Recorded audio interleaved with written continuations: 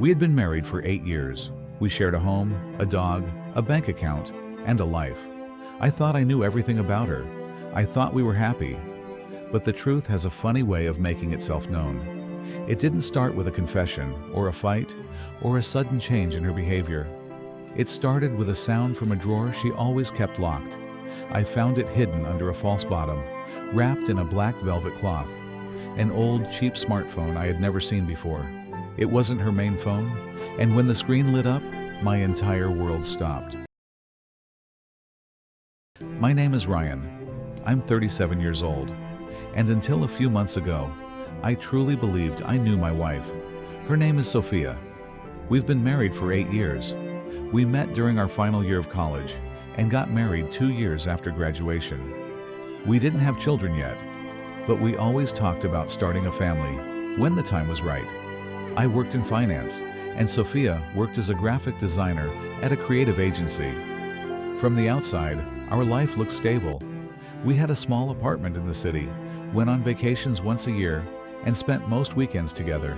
I thought we were happy. Looking back now, I realize I had stopped paying attention. I had become comfortable. I trusted Sophia completely, so I never questioned the small things that started to feel off. It began slowly. Sophia started coming home later than usual. At first, it was just once or twice a week. She would say she had client meetings or last-minute deadlines. I believed her. She had always been dedicated to her work, and I respected that. But then, it became more frequent. Sometimes, she wouldn't come home until after midnight. When I asked her about it, she would smile and say, "You know how it is. Work is crazy these days." She would kiss me and go straight to the shower.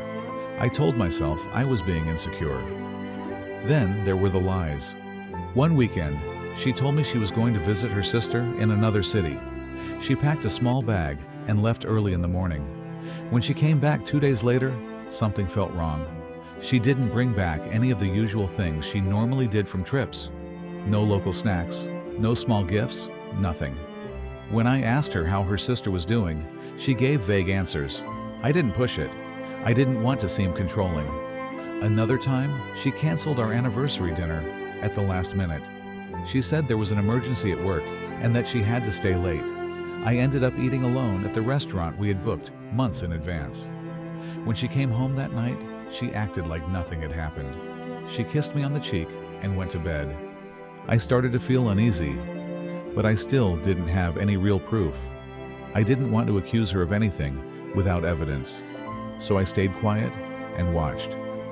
The first real crack came when I found a second phone.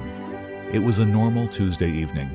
Sophia had gone to take a shower, and her bag was on the kitchen counter. I was looking for the TV remote when I noticed a small black phone half hidden under some papers. It wasn't her usual phone. This one was older, with a cracked screen and a different case. My heart started beating faster. I picked it up. It was locked, but when I pressed the power button, a notification lit up the screen. It was a message from someone saved as Marcus. The message said, "Can't wait to see you this weekend. Can't stop thinking about last time." I felt like someone had punched me in the stomach. I put the phone back exactly where I found it and sat on the couch, trying to breathe normally. When Sophia came out of the shower, I acted like everything was fine. I didn't say anything. I needed time to think. That night, while she was sleeping, I took the second phone and went to the bathroom. I tried a few passwords. Her birthday didn't work. My birthday didn't work. Then, I tried our wedding anniversary date. The phone unlocked. What I found inside destroyed me. There were hundreds of messages between Sophia and this person named Marcus. They had been talking for almost 4 years. Not just friendly talk. They were in a full relationship. They talked about meeting in hotels. They sent each other photos. They even planned weekends away together. She had told Marcus that she was single. She had told him she lived alone. She had created an entire fake version of her life for him. I sat on the bathroom floor and read through the messages for almost 2 hours. My hands were shaking so badly I could barely hold the phone. Every time I thought I had seen the worst, there was something worse. She had been living a double life, and I had no idea. I didn't confront her the next day. I needed more proof. I started paying closer attention to everything. I checked our bank statements and noticed she had been withdrawing cash regularly, amounts that didn't match our normal expenses. She had also been deleting messages from her main phone more often than usual. One weekend, she told me she was going on another work trip. I told her to have a good time, but the moment she left, I followed her. I took a taxi to the train station and bought a ticket to the same city. I stayed far behind her the entire time. When she got off the train, a man was waiting for her. He was tall, well-dressed, and looked to be around her age. They hugged like they had done it 100 times before. They checked into a hotel together. I stood outside the hotel for almost 2 hours, feeling completely empty. When they finally came out, they were holding hands and laughing like a normal couple. I felt sick. I didn't go home that night. I checked into a cheap hotel and just sat there, thinking. I thought about all the times she had lied to my face. All the times she had kissed me goodbye in the morning after spending the night with someone else. I felt stupid. I felt betrayed. But mostly, I felt lost. When she came back from her trip, I didn't say anything at first. I needed more time to decide what to do. But over the next few weeks, I started collecting more evidence. I took screenshots of the messages. I saved the bank statements. I even followed her a few more times. Eventually, I couldn't take it anymore. One evening, I sat her down and told her everything I knew. I showed her the second phone. I showed her the messages. I showed her the photos I had taken of her with Marcus. At first, she tried to deny it. Then she started crying. She said it was a mistake. She said she still loved me. She said she didn't know how it had gone this far. But I knew that wasn't true. You don't build an entire second life with someone if it's just a mistake.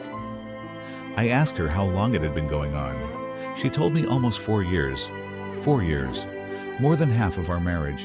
I moved out 2 weeks later. I couldn't stay in that apartment anymore. Everything in it reminded me of the lies.